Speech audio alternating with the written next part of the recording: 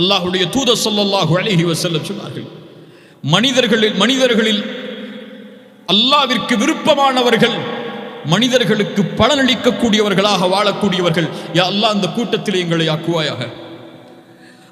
அல்லாஹ்விற்கு விருப்பமான செயல்களில் ஒன்று ஒரு முஸ்லிமுடைய உள்ளத்தில் மகிழ்வை ஏற்படுத்துவது, அவருடைய சிரமத்தை நீக்குவது, அவருடைய கடனை நீக்குவது, அடைப்பது, அவருடைய வறுமையை பசியை நீக்குவது. இதுதான் அடியார்களுடைய செயலில் அல்லாஹ்விற்கு மிக விருப்பமானது. ஒரு மனிதன் தன்னுடைய சகோதர முஸ்லிமுடைய தேவைக்காக அவனோடு நடந்து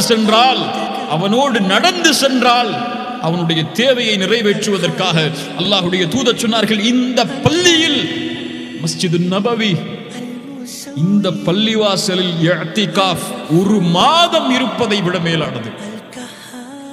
எந்த ஒரு முஸ்லிமுடைய சகோதரனின் தேவையை நிறைவேற்றுவதற்காக அவனோடு நடந்து செல்வாரோ அவருடைய பாதத்தை நாளை மறுமையில் அல்லாஹ் நிலைப்படுத்துவான்.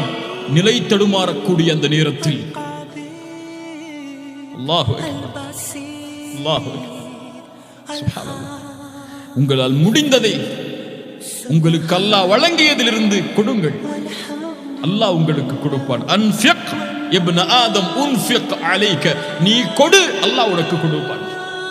எவ்வளவு முடியுமோ. ரிஸ்கை கொடுப்பதென்றால் செல்வத்தை மட்டுமல்ல.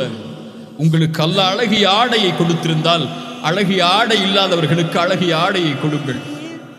உங்களுக்கு அல்லாஹ் 3 வேளை உணவை கொடுத்திருந்தால் ஒரு வேளை உணவுக்கு சிரமப்படக்கூடியவர்களுக்கு உணவை கொடுங்கள். அல்லாஹ் உங்களுக்கு மகிழ்வை கொடுத்திருந்தால், மகிழ்ச்சி என்ற ரிஸ்கை அல்லாஹ் கொடுத்திருந்தால், அந்த மகிழ்ச்சி இல்லாமல் சிரமப்படக்கூடிய மனிதர்களுக்கு சென்று ஆறுதல் சொல்லுங்கள், நல்ல வார்த்தையை கூறுங்கள். கவலைப்படாதே தோழரே, நான் இருக்கிறேன் உன்னோடு என்ற அழகிய வார்த்தைகளை கூறி அவருடைய உள்ளத்தை திடப்படுத்துங்கள். அல்லாஹ் வழங்கிய ரிஸ்கிலிருந்து எதை உங்களால் கொடுக்க முடியுமோ அதை கொடுங்கள்.